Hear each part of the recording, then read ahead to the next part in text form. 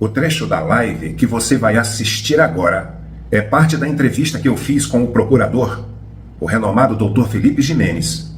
E ele então faz a leitura das palavras do ministro Gilmar Mendes na ação direta de inconstitucionalidade, ADI 5889. Na página 50, a numeração da página de cima, Gilmar Mendes declara que alguém votou por uma pessoa que não compareceu para votar.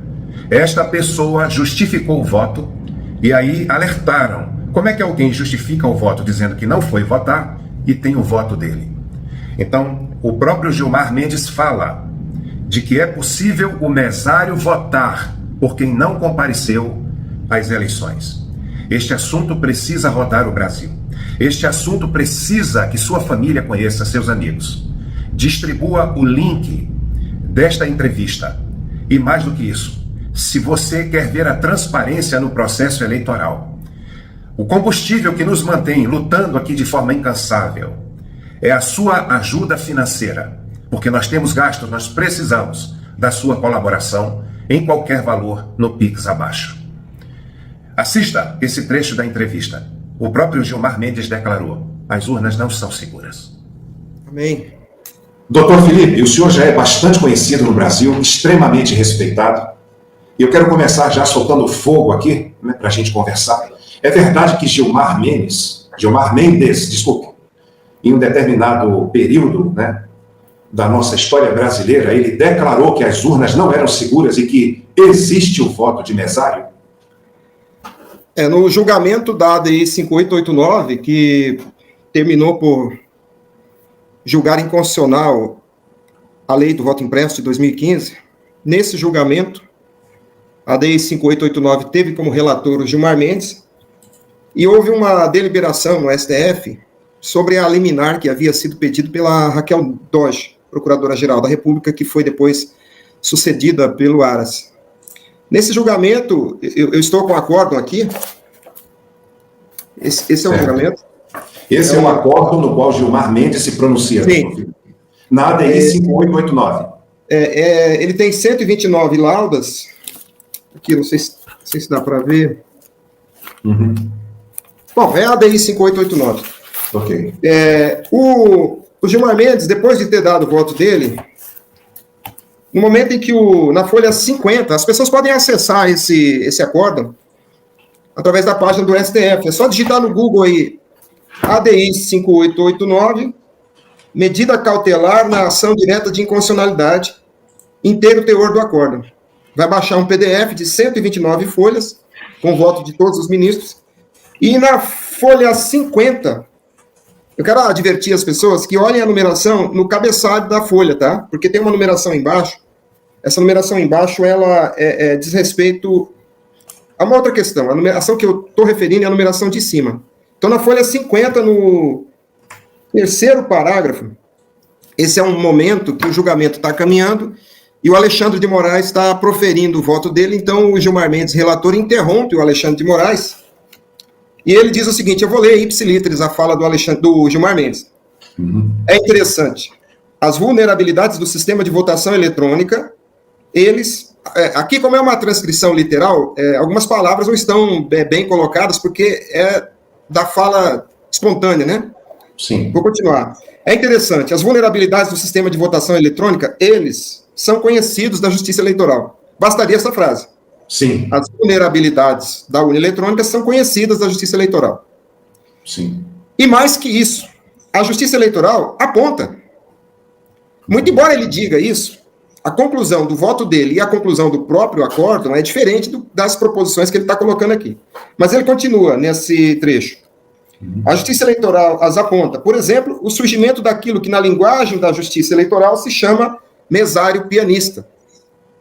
Em alguns locais se detectou que, aí ele dá um espaço na fala e diz, em locais longínquos, em geral, as pessoas, aí dá uma pausa e diz, o mesário acabava votando por alguém ausente. Isso São palavras do Gilmar Mendes. Gilmar Mendes. Isso é o Gilmar Mendes falando. Os mesários votavam pelos ausentes. Sim, o mesário acabava votando por alguém ausente. Isso, por exemplo, ele está dizendo aqui, se detectou num lugar no Maranhão. E ele dá uma pausa e diz, um bom lugar, eu não sei. Ele é cheio de ironias, né? Não sei o que ele quer dizer com isso. E há um inquérito em tramitação sobre isso. Como se descobriu? Porque se fez o cruzamento.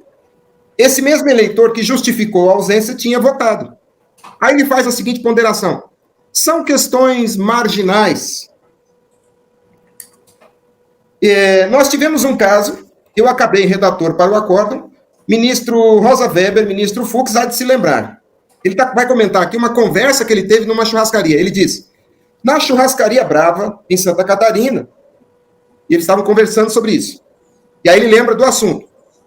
Em que numa urna se detectou, numa eleição extremamente apertada, que um morto tinha votado. E aí nós discutimos essa questão, lá na churrascaria. Dessa vez eles não estavam comendo lagostas, era churrasco. E ele continua. Por quê? Porque alguém usou a identidade da pessoa morta. Mas veja, a Justiça Eleitoral avança seriamente para a biometrização. Eu vou explicar isso. Encerrando esse capítulo. É uma vulnerabilidade reconhecida, mas não leva a distorções significativas. Pode ser marginal. E aí ele continua falando um monte de besteiras, mas veja, o fato é que ele reconhece expressamente a possibilidade do mesário votar no lugar de terceiros. Aí ele alega, na argumentação dele, ele alega que a biometria resolveria esse problema. Mentira. Por quê? Quando um cidadão tem um problema na digital, por exemplo, um operário da construção civil, um mecânico, alguém que tenha lá uma digital comprometida por algum dano, e ele vai votar, ele põe a digital dele no scanner, e o software pode recusar a leitura. Dá um falso negativo, porque não consegue ler a digital do cidadão. O que o mesário faz? O mesário tem um comando, me parece que é o presidente da mesa, alguém ali na mesa tem um comando que digita uma espécie de senha, desbloqueia a biometria e faz a identificação pelo teclado. Isso. A partir desse momento, a barreira da biometria está superada.